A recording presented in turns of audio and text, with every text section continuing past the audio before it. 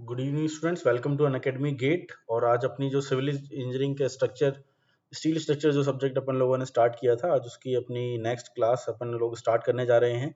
कल जो अपनी क्लास में अपन लोगों ने टॉपिक डिस्कस किए थे, दैट इज अपन लोगों ने किया था कि वेल्डिंग अपन लोगों ने स्टार्ट किया। तो वेल्डिंग में आप लोगों ने देखा था कि फ्लेट वेल्ड और बट वेल्ड आप लोगों के दो मैंने आप लोगों को कंसेप्ट बताए थे।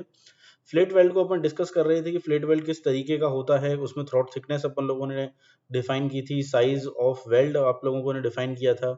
फिर आप लोगों ने देखा था कि फ्यूजन एंगल जो होता है उसके बेसिस पर अपन किस तरीके से जो के की वैल्यू है थ्रॉट थिकनेस के लिए वो अपन वेरी करते हैं। आज अपन लोग फ्लेट वेल्ड को ही आगे बढ़ाते हुए आगे बढ़ेंगे। और सबसे पहले अपन लोग डिस्कस करना चाहेंगे design shear strength of fillet weld, यानी फ्लेट वेल्ड की जो स्ट्रेंथ है किसी भी दो मेंबर्स के बीच में। जब मैं कह दूं कि मैंने क्या किया है, जब फ्लेट वेल्ड प्रोवाइड किया है तो उसकी स्ट्रेंथ कितनी आएगी, ठीक है। और जो मेरा मैं कह सकता हूं कि यहाँ पे जो वेल्डिंग है वो कौन सी है, फ्लेट वेल्ड।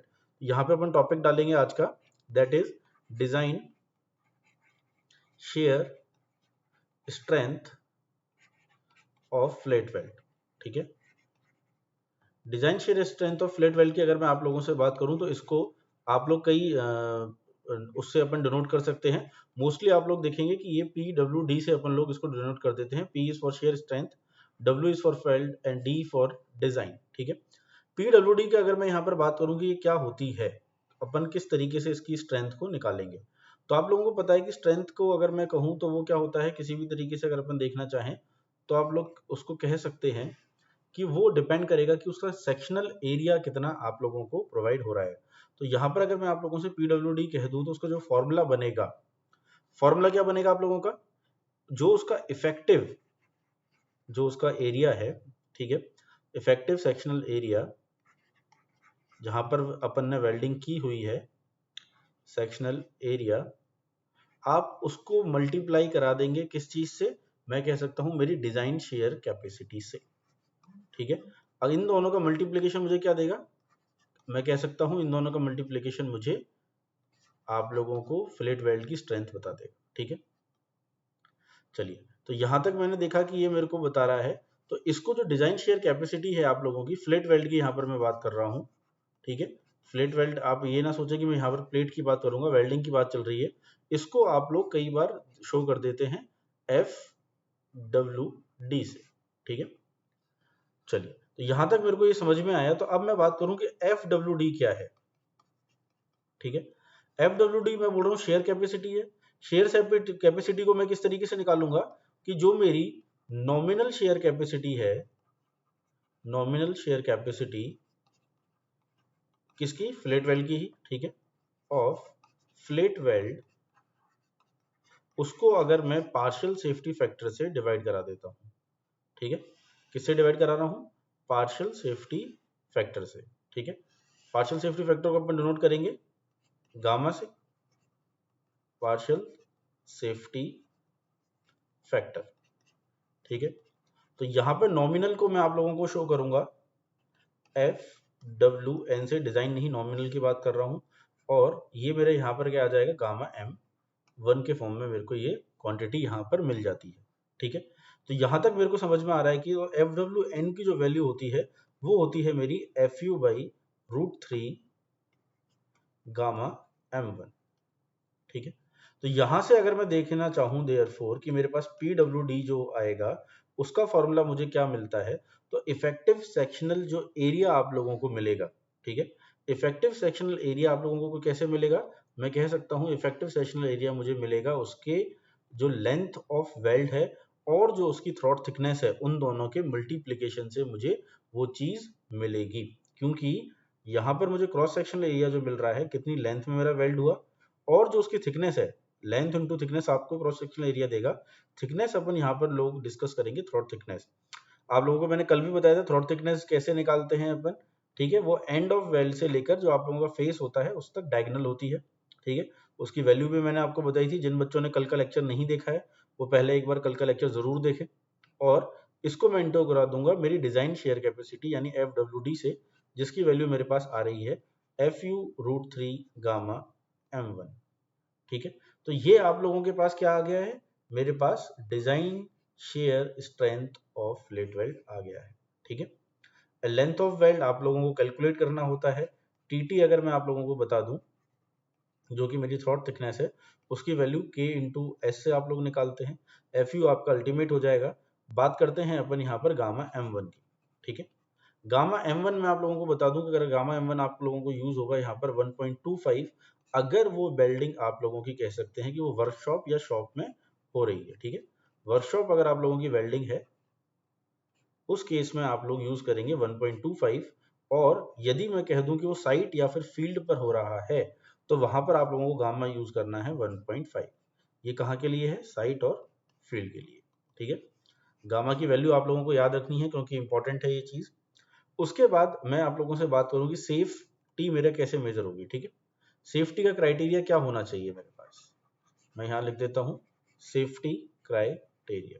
ठीक है, सेफ्टी क्राइटेरिया की अगर अपन बात करें तो मुझे बहुत सीधी सिंपल सी बात पता है, कभी भी मैं डिजाइन करूंगा तो जो मेरा डिजाइन एक्शन है, यानी चेक कैसे होगा, जो मेरा डिजाइन एक्शन है, या फिर मैं आप लोगों को इसको बता दूं कि मेरा जो लोड आ रहा है, ठीक है, वो फैक्टर्ड ही यहाँ पर अपन लोग कंसिडर करेंगे, उसकी वैल्यू मेरी किससे कम होनी चाहिए? मैं कह सकता हूँ मेरी डिजाइन शेयर कैपेसिटी से कम होनी चाहिए। Design share capacity of flat weld.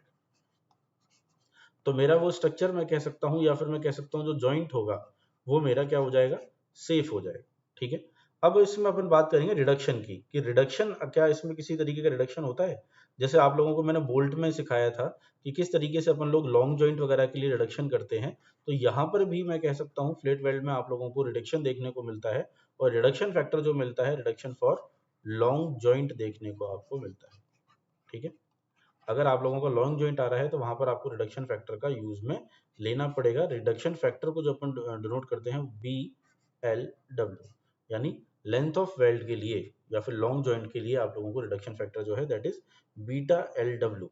अब बात करें बीटा एल डब्ल्यू की कंडीशन क्या है, तो आप लोग यहाँ पर मेंशन करेंगे कि जो बीटा एल डब्ल्यू है उसकी कंडीशन ये है कि अगर आप लोगों की लेंथ ऑफ जॉइंट जो है इज ग्रेटर देन आप लोगों की हो जाए, length of joint is greater than 150 into throat thickness, तो आप लोगों का वो लॉन्ग जॉइंट कहलाता है। ठीक है, जब length of joint is greater than 150 t is known as long joint, तो उस केस में जो आपका बीटा एल डब्ल्यू आप लोग काम में लेते हैं that is 1.2 minus 0.2 L J divide by 150 into T T. ठीक है, और इसकी वैल्यू अगर आप लोगों से क्वेश्चन अराइज होता है एग्जाम में कि reduction factor for long joint in flat weld की वैल्यू मैक्सिमम कितनी हो सकती है, तो मैक्सिमम उसकी वैल्यू मैं कह सकता हूँ 1 हो सकती है, क्योंकि it will always be less than equals to 1।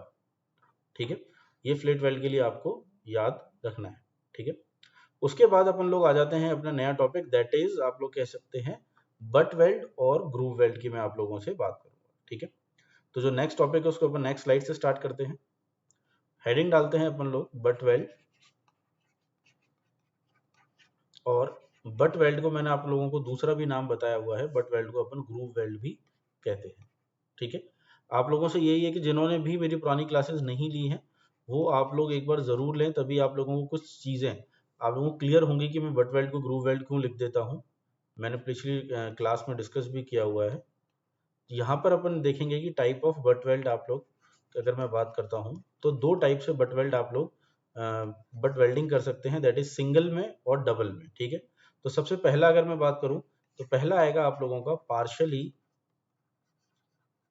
ठीक है, पार्शली पेनिट्रेटेड, पार्शली पेनिट्रेटेड, और जो आप लोगों ने कॉमन नाम इसका सुना हुआ है वो है आप लोगों का सिंगल बट वेल्ड।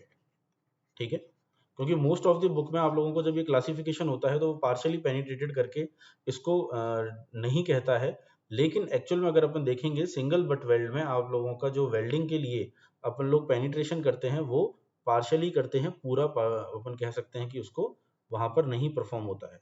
एग्जाम्पल की अगर मैं आप लोगों से बात करूं इसमें, तो आप लोगों के पास आप कह सकते हैं कि एक आपके पास होता है सिंगल, ठीक है, वी बट वेल्ड, ऐसे ही आपके पास होता है single you, single you butt weld, ठीक है। और ऐसे ही तीसरा आप लोगों के पास मैं कह सकता हूँ सिंगल जे जो होता है बट वेल्ड आप लोगों को देखने को मिलता है। ठीक है, यहाँ पे अगर मैं सिंगल की बात कर रहा हूँ तो अगर अपन डायग्राम से इसको समझना चाहें तो सिंगल का मतलब क्या है।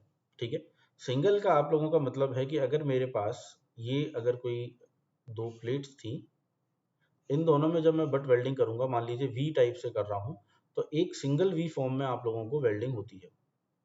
ठीक है, तो ये आ जाएगा मेरा सिंगल वी बट वेल्ड। इसी तरीके से अगर दो प्लेट्स के बीच में जो आप लोग कर रहे हैं और वेल्डिंग का शेप यू ले लेता है तो वो कहला देगा आप लोगों का सिंगल यू बट वेल्ड। ठीक है, और इसी तरीके से अगर वो जे फॉर्म में रहता है तो वो सिंगल जे कहला देता है। ठीक है, दूसरा जो इसका पार्ट है, जैसे अपन लोगों ने पार्शियली करा, दूसरा होता है अपन कह सकते हैं फुली पेनिट्रेटेड। ठीक है, क्या कहेंगे अपन उसको, फुली पेनिट्रेटेड। अब फुली पेनिट्रेटेड की अगर अपन बात करें तो उसको अपन बोलेंगे यहाँ पर डबल बट वेल्ड। ठीक है, अब डबल बट वेल्ड में क्या होगा कि आप लोगों के जो शेप्स हैं वेल्डिंग करने के, वो आप लोग कह सकते हैं कि वो सेम रहेंगे। ठीक है, लेकिन वो डबल साइड से आप लोगों को देखने को मिलते हैं। ठीक है, तो सबसे पहले अगर मैं कहूं तो इसमें डबल वी, डबल यू और डबल जे मुझे मिल जाएगा। ठीक है, डबल वी बट वेल्ड, इसी तरीके से आप लोग देख पाएंगे डबल यू बट वेल्ड,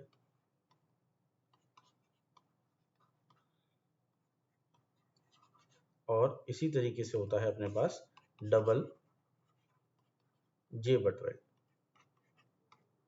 ठीक है, तो ये मेरे पास वेल्डिंग के टाइप आ गए। अगर आप लोग इसको डायग्राम से समझना चाहेंगे कि डायग्राम किस तरीके का होता है, तो यदि अगर ये मेरे पास दो प्लेटों को मुझे कनेक्शन देना था और इसमें वेल्डिंग कुछ इस प्रकार से हो जाए कि मुझे दो वी फॉर्म हो जाए वहां पर, तो ये मेरा क्या कहला देगा, ये मेरा कहला देगा डबल वी बट वेल्ड। ठीक है, इसी तरीके से अगर वेल्डिंग यू का शेप ले लेगी तो यू रेफर हो जाएगा, और जब वो जे का ले लेगी तो उसको अपन जे कह देंगे। ठीक है, आप लोगों के लिए यहाँ पर एक और है कि आप लोगों को कुछ वेल्डिंग करते वक्त अपन लोग वहाँ पे कुछ रेनफोर्समेंट भी प्रोवाइड कराते हैं, लेकिन जो रेनफोर्समेंट का जो साइज होता है, ठीक है, वेल्डिंग के साथ जो अपन रेनफोर्समेंट, यहाँ पर मैं आप लोगों को मेंशन कर देता हूँ, अगर आपसे क्वेश्चन अराइज हो जाता है तो आप लोग देखेंगे कि जो रेनफोर्समेंट होता है, रेनफोर्समेंट इन वेल्डिंग, उसका जो साइज रहता है इज 0.75 mm से लेकर आप लोग उसको प्रोवाइड कराते हैं 3 mm तक। ठीक है, 0.75 से लेकर वो जो रहेगा अपना, वो रहेगा 3 mm तक। अब ये क्वेश्चन मैंने इस वजह से डिस्कस किया है क्योंकि ये इंपॉर्टेंट है आप लोगों के लिए। कई बार अगर मैं कह दूं कि पेपर बहुत ज्यादा घूम जाएगा तो आप लोगों को ये वहां पर मेंशन भी करना पड़ेगा। ठीक है, reinforcement in welding is 0.75 to 3 mm। लेकिन ये जो पार्ट होता है रेनफोर्समेंट, ये आप लोगों को साइट पे अपन लोग डायरेक्टली प्रोवाइड कराते हैं। ये आप लोग कह दें कि ये डिजाइनिंग का पार्ट नहीं है। ठीक है, यानी इसको हम डिजाइन नहीं करेंगे। 0.75 से लेकर 3 mm तक का आपको रेनफोर्समेंट मिलता है। ठीक है, चलिए यहाँ तक अपन लोगों ने देखा। उसके बाद अपन लोग जो है अपन लोग डिफाइन करेंगे कि किस तरीके से अपना जो है इसकी स्ट्रेंथ अपन लोग निकालेंगे बट वेल्ड के केस में। जैसे आप लोगों ने अभी किस में देखी थी अपन लोगों ने, फिलेट वेल्ड में। तो यहाँ पर मैं हेडिंग दे देता हूँ डिजाइन स्ट्रेंथ, या फिर मैं यहाँ पर जो स्ट्रेंथ होती है वो एक्शियल होती है, design axial strength of butt weld. ठीक है, अब डिजाइन स्ट्रेंथ एक्शियल को मैं यहाँ पे शो कर रहा हूँ, उसको मैं कर दूंगा, आप लोग कह सकते हैं कि इसको मैं अलग दिखाने के लिए मैं टी डब्ल्यू से कर रहा हूँ, क्योंकि वहां पर पी डब्ल्यू कर रहा था, तो आप लोग कंफ्यूज ना हो, इस वजह से मैं यहाँ पे टी यूज में ले रहा हूँ बट वेल्ड के लिए।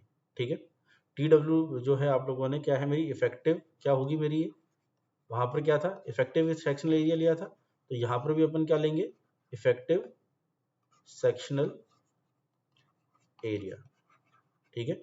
जो भी आप लोगों का बट वेल्ड का बन रहा है उसको मैं किससे इंटू कराऊंगा, डिजाइन एक्शियल स्ट्रेस, ठीक है, डिजाइन एक्शियल स्ट्रेस। तो यहां पर मैं देखूंगी जो मेरा इफेक्टिव एरिया आएगा वो क्या आएगा, मेरा length of weld into t e into f y, axial निकाल रहा हूं इस वजह से मैंने यहाँ पे लिया एफ वाई गामा एम, इसको अपन डब्ल्यू से शो कर देते हैं, ठीक है। तो आप लोगों को पता है एल डब्ल्यू क्या है मेरा, यहाँ पर एल डब्ल्यू है मेरा length of weld, length of weld, ठीक है। थिकनेस क्या है मेरी यहाँ पर, थिकनेस आप लोग कह सकते हैं इसकी जो वैल्यू होती है वो वेरी करती है कि आप लोग सिंगल के लिए काम कर रहे हैं या फिर डबल के लिए काम कर रहे हैं। तो अगर ये सिंगल है तो आपका यहाँ पर आएगा 5/8 टी, और ये किस केस में है, सिंगल बट वेल्ड के केस में, सिंगल बट वेल्ड। और यदि अगर मैं डबल बट वेल्ड यूज कर रहा हूं तो वहां पर ये जो टी है वो टी के ही बराबर हो जाएगा, यानी थिकनेस ऑफ प्लेट के बराबर हो जाएगा, किस केस में, डबल बट वेल्ड के केस में। क्योंकि आप लोगों ने देखा था डबल के केस में मैं कह सकता हूं जो मेरा थिकनेस है वो पूरी की पूरी प्लेट कवर कर रही है डबल वी बनने में। और अगर मैं सिंगल की बात करता हूं तो सिंगल में मेरा जो मैं मान के चलता हूं कि ये जो थिकनेस कवर कर रही है ये लगभग मेरी होती है 5/8 टी। इस वजह से यहाँ के मैं कह सकता हूँ कि जो मेरे फॉर्मूले में मुझे फर्क देखने को मिल रहा है, ठीक है। उसके बाद आप लोगों से अगर अपन ने, मैंने कल आप लोगों से डिस्कस किया था स्लॉट, और दूसरा था आप लोगों के पास स्लॉट एंड प्लग वेल्ड्स, ठीक है। ये आप लोगों को मैंने बताया था इनका जो मोस्टली जो यूज होता है, मैं कह सकता हूँ कि बेंडिंग मूवमेंट जनरेट ना हो, जब आप लोगों का जो जॉइंट्स काफी लेंदी हो जाते हैं वहां पर अपन इसको यूज करते हैं। जैसे कि अगर ये आप लोगों के पास कोई प्लेट है, आप इसको जब गसेट प्लेट से कनेक्ट करेंगे तो यहाँ पर करने की, इसको कनेक्ट करने के लिए मैं क्या करूंगा, यहाँ पर एक सेक्शन काटूंगा इस प्लेट का और उसके चारों साइड से मैं वेल्डिंग कर दूंगा। तो ये दोनों जो प्लेट्स हैं मेरी वो क्या हो जाएंगी, आपस में जुड़ जाएंगी, ठीक है। तो ये जो मेरा है ये मेरा क्या कहला रहा है, मैं कह सकता हूँ ये मेरा स्लॉट वेल्ड कहला रहा है, ठीक है। क्या है ये मेरा स्लॉट वेल्ड, स्लॉट वेल्ड। इसका डायमेंशन जो मैंने काटा है अगर आप उसको शो करना चाहें तो ये b हो जाएगा आप लोगों का, यहाँ से जो दूरी है वो c हो जाएगी। इस तरीके से अपन इसको क्या करेंगे, शो करेंगे। तो b जो है यहाँ पर क्या कहलाएगा, विड्थ ऑफ स्लॉट कहलाएगा, ठीक है। और मैं कह सकता हूँ जो इसका जो प्लग वेल्ड अगर मैं यहाँ पर यूज में लूँ तो प्लग वेल्ड आप लोगों को क्या देखने को मिलेगा, किस तरीके से है, सेम अगर मान लीजिए ये मेरे पास कोई प्लेट है और यहाँ से मैंने कोई इसको कोई गसट प्लेट से कनेक्ट करा रखा है, ठीक है। दोनों का पर्पस सेम है, इसमें मैंने कोई सर्कल से अगर मैंने इसको कर दिया वेल्डिंग को, ठीक है, तो इस केस में जो विड्थ की बजाय क्या आ जाएगा, डायमीटर आ जाएगा। और जब ये डायमीटर आ रहा है तो मैं इसको क्या कह रहा हूँ, प्लग वेल्ड कह रहा हूँ, प्लग वेल्ड, ठीक है। वही डिस्टेंसेस आप लोगों के सी और यहाँ पर सी की जो रहेगा, ठीक है, और यहाँ पर डी है और यहाँ पर अपना बी है। बी मैंने आपको बता दिया विड्थ ऑफ स्लॉट वेल्ड है। सी की अगर अपन बात करें तो वो क्लियर स्पेसिंग बिटवीन आप लोग कह सकते हैं स्लॉटेड या फिर जो आप लोगों के प्लॉटेड होल्स हैं उनके बीच की दूरी जो है वो अपन सी से शो करेंगे। इसके इंपॉर्टेंट पॉइंट्स जो अपन लोगों को ध्यान में रखने हैं वो क्या क्या है। सबसे पहला पॉइंट है आप लोगों का that is width of slot weld, width of slot weld. और मैं कह सकता हूं मैं प्लग वेल्ड की बात कर रहा हूं तो जो उसका डायामीटर है, ठीक है, of slot is greater than equals to 3t, ठीक है, एंड 25 mm। ऐसे ही अगर आप लोग क्लियर स्पेसिंग सी की बात करेंगे मेरे से कि सी जो है, सी क्लियर स्पेसिंग, क्लियर स्पेसिंग आप लोग कह सकते हैं बिटवीन स्लॉट्स जो आप लोगों की रहेगी उसकी वैल्यू हमेशा ग्रेटर रहेगी या इक्वल अपन कह सकते हैं 2t एंड 25 mm। अगर मैं क्राइटेरिया देखूं आप लोगों के लिए कॉर्नर रेडियस के लिए, कॉर्नर रेडियस ऑफ स्लॉटेड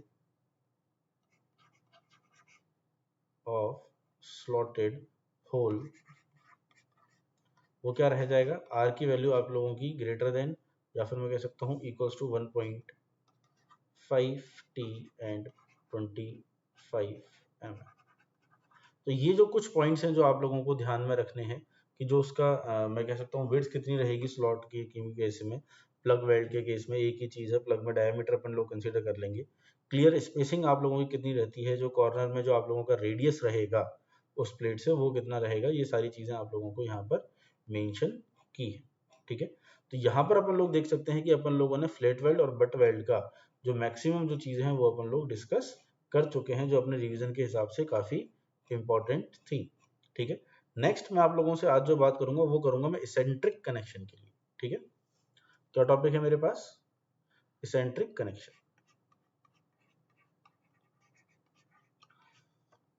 पहली बात तो अपन समझे कि इसेंट्रिक कनेक्शन होता क्या है। ठीक है, वो अपने लिए समझना बहुत ज्यादा जरूरी है। ठीक है, इसको अपन सही कर देते हैं इसेंट्रिक कनेक्शन को। इसेंट्रिक कनेक्शन में बात कर रहा हूं यानी जिस पर जो लोड आ रहा है, ठीक है, जो उस पर लोड आ रहा है वो उसके मैं कह सकता हूं सेंट्रॉइड से पास नहीं कर रहा है, जो वो एक्चुअली लोड नहीं उस पर आ पा रहा है। ठीक है, और जब उसके ऑन द एक्सिस नहीं आ रहा है इस वजह से वो क्या कहला रहा है, इसेंट्रिक लोड कहला रहा है, और जो कनेक्शन है वो इसेंट्रिक कनेक्शन आप लोगों का कहला रहा है। अब ये किस केस में अपन लोगों को देखने को मिलेगा, अपन उसकी बात करें। ठीक है, तो इसेंट्रिक में अगर मैं बात कहूं तो इसको कई बार ब्रैकेट कनेक्शन भी अपन लोग इसके नाम से जानते हैं। ठीक है, ब्रैकेट टाइप कनेक्शन। ठीक है, अब ब्रैकेट टाइप कनेक्शन क्या है, मान लीजिए ये यदि कोई आप लोगों का कॉलम्स है।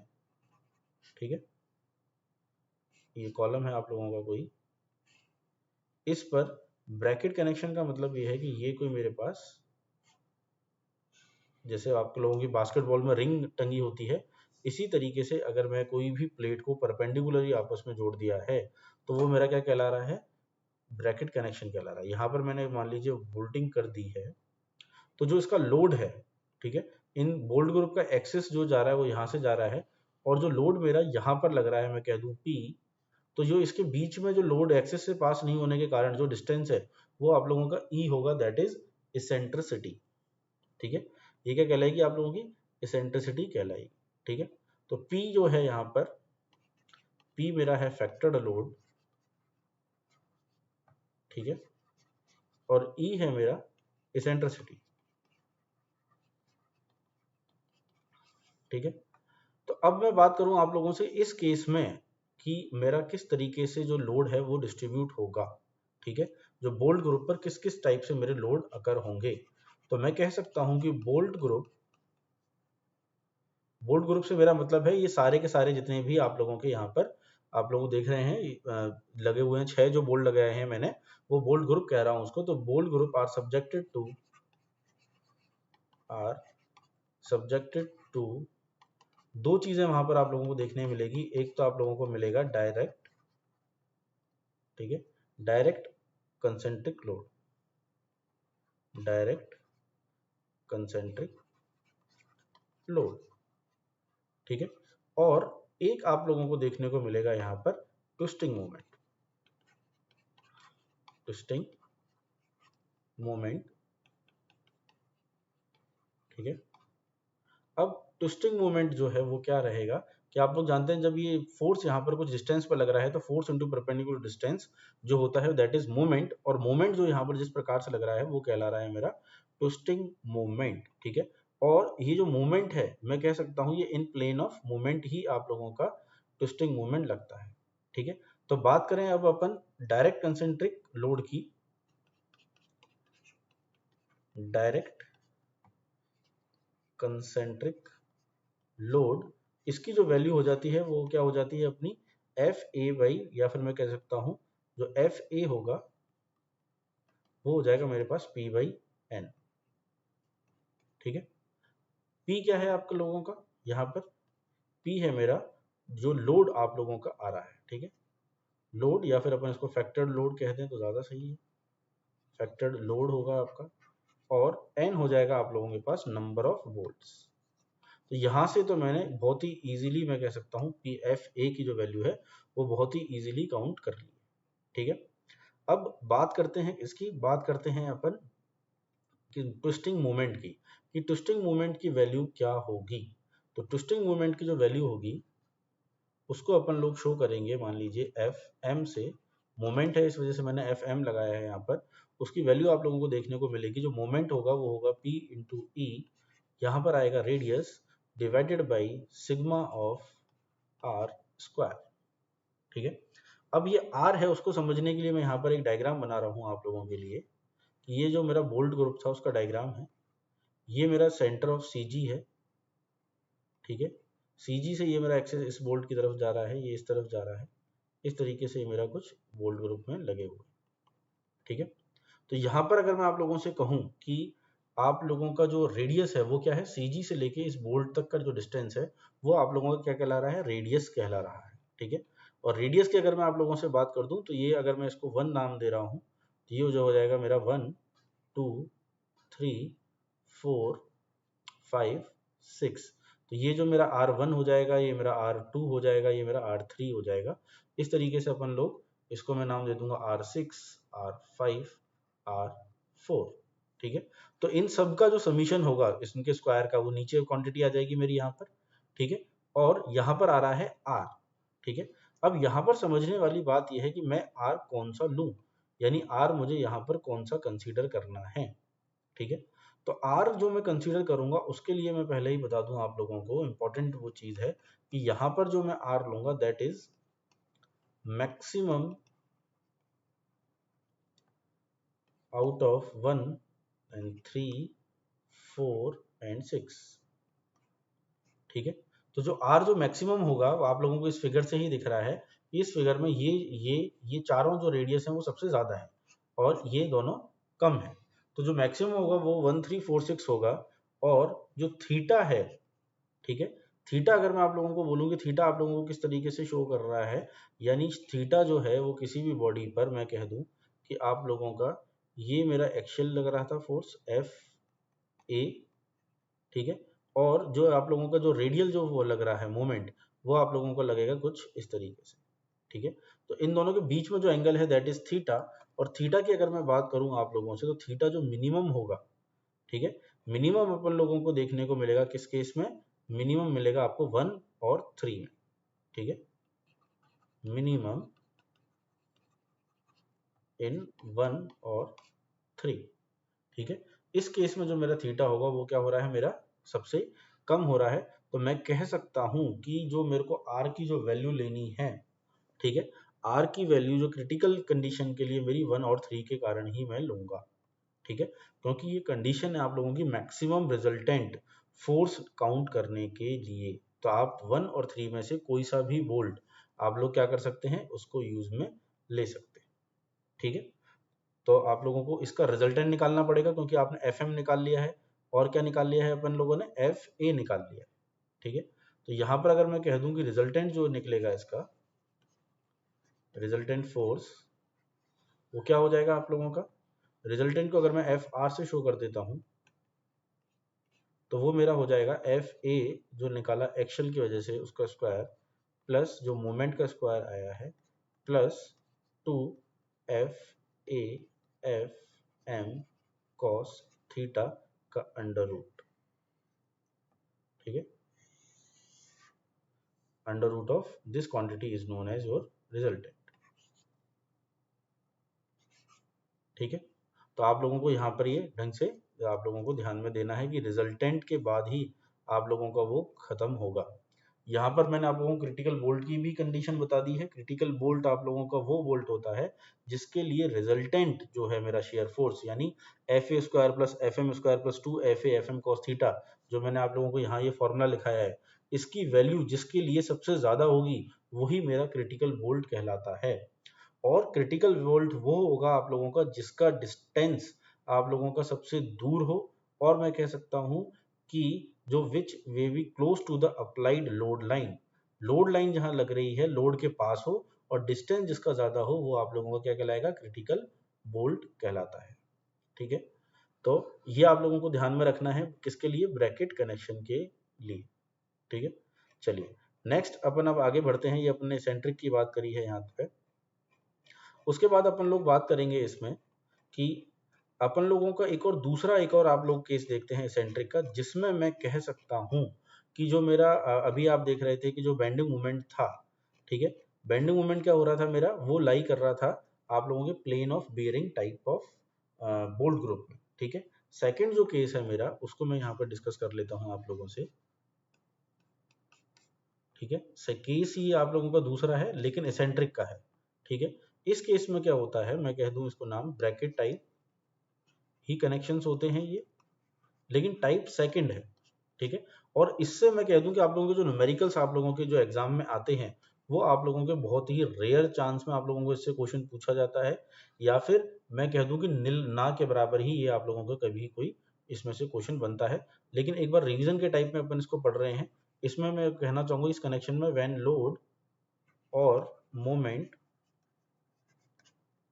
Is not lying in the plane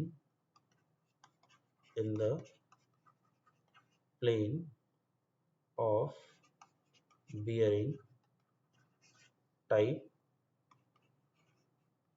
ठीक है, बोल्ट ग्रुप। जब वो बियरिंग टाइप बोल्ट ग्रुप के प्लेन में नहीं आएगा तो वो आप लोगों को क्या कहलाएगा, मैं कह सकता हूं वो केस सेकंड कहलाएगा, ठीक है।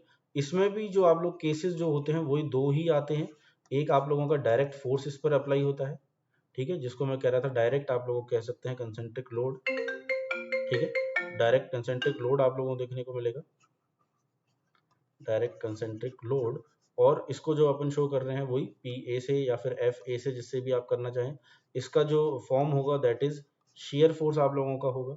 दूसरा जो फोर्स आप लोगों को इस केस में लिखता है वो निकलता है आप लोगों का बेंडिंग मोमेंट। तो यहाँ पर जो मैं आप लोगों को फर्क बताना चाह रहा था, जो रिवाइज करने का जो अपना पर्पस है, वहां पर आप लोगों ने देखा था कि वहां पर ट्विस्टिंग मूवमेंट का वो कंडक्ट हो रहा था, और यहाँ पर बेंडिंग मूवमेंट कंडक्ट हो रहा है, वैल्यू उसकी वही है P इंटू ई, और इसका जो फॉर्म होगा ये होगा मेरा टेंसाइल। तो जो मेन डिफरेंस है वो अपन लोगों को याद जो रखना है, केस सेकंड टाइप में जब आप लोगों का जो लोड और मोमेंट जब in the plane of bolt group नहीं आएगा, तो वहां पर आप लोगों का बेंडिंग मोमेंट जनरेट होता है, ठीक है। और जो बेंडिंग मोमेंट जो अपन लोगों का फोर्स जिस तरीके का रहता है वो टेंसाइल आप लोगों को देखने को मिलता है, ठीक है। तो ये आप लोगों को ध्यान में रखना है कि किस तरीके से अपन को ये बोल्टिंग अपनी होती है। नेक्स्ट मैं आप लोगों से अगर बात करूं कि यहाँ पर अपन ने इंसेंट्रिक कनेक्शंस की बात करी है, तो ये जो मेन चीजें हैं आप लोगों को ध्यान में रखनी है कि किस तरीके से अपन को करना होता है। नेक्स्ट जो टॉपिक है आप लोगों का जो अपन डिस्कस करेंगे रिवीजन के तौर पर, इसमें आप लोगों का जैसे वेल्डिंग और इसेंट्रिक में अब शायद ज़्यादा कुछ आप लोगों का ऐसा बचा नहीं है, ठीक है। नेक्स्ट जो मैं आप लोगों से टॉपिक डिस्कस करूंगा वो क्या रहेगा, अपन लोगों का कंप्रेशन मेंबर रहेगा, ठीक है। कंप्रेशन मेंबर को अपन लोग डिस्कस करेंगे, कंप्रेशन मेंबर के लिए अपन किस तरीके से करते हैं। उसके बाद अपन लोग टेंशन मेंबर भी डिस्कस करेंगे कि टेंशन मेंबर में क्या क्या अपन को लोगों के मेन पॉइंट्स हैं, जैसे रूफ ट्रस वगैरह को भी अपन काफ़ी डिटेल में डिस्कस करेंगे। और टेंशन मेंबर के बाद आप लोगों का एक टॉपिक होगा दैट इज की कॉलम बेसिस, ठीक है, जो कि कंप्रेशन मेंबर पे ही बेस्ड होता है। इनसे जो क्वेश्चंस बनते हैं मैं कह सकता हूं कि आप लोग मान के चलें कि जो सब्जेक्टिव पेपर होता है उससे आप लोगों के डिजाइनिंग के क्वेश्चंस मिलते हैं। लेकिन आप लोगों को जो कनेक्शन का जो पार्ट है जो आज अपन लोगों ने कंप्लीट किया है, ये भी बहुत इंपॉर्टेंट पार्ट है आप लोगों का। इससे आप लोगों को क्वेश्चन आप लोग प्रैक्टिस करें। अगर आप लोगों को किसी भी तरीके का कोई भी डाउट है कनेक्शन में तो आप लोग मेरे से फ्रैंकली पूछ सकते हैं, ठीक है। बहुत से बच्चों मेरे से डाउट पूछते भी हैं। आज की जो क्लास है वो मैं थोड़ा सा ज्यादा लंबी क्लास नहीं ले पाऊंगा, ठीक है, लेकिन जो कल की क्लास होगी तो कुछ बच्चों के डाउट्स भी आए थे मेरे पास कनेक्शन में, तो उसको भी मैं डिस्कस करूंगा। जैसे कुछ बच्चों ने शेयर सेंटर वगैरह का बोला था, तो मैं शेयर सेंटर वगैरह जो कल की क्लास में आप लोगों से डिस्कस करूंगा, और किसी के जो भी डाउट्स हो वो भी अपन लोग उसमें एक साथ ही कार्य ले सकते हैं। तो आप लोगों के अगर कोई डाउट हो तो आप लोग मेरे को टेलीग्राम ग्रुप में जरूर भेजें, ठीक है। और जो मेरा टेलीग्राम ग्रुप है that is civil by Nitesh, आप लोग मेरे से इसमें जुड़ सकते हैं, किसी भी तरह के डाउट हो आप लोग भेजें, और अपन लोग कल की क्लास में मिलते हैं, ठीक है। Thank you.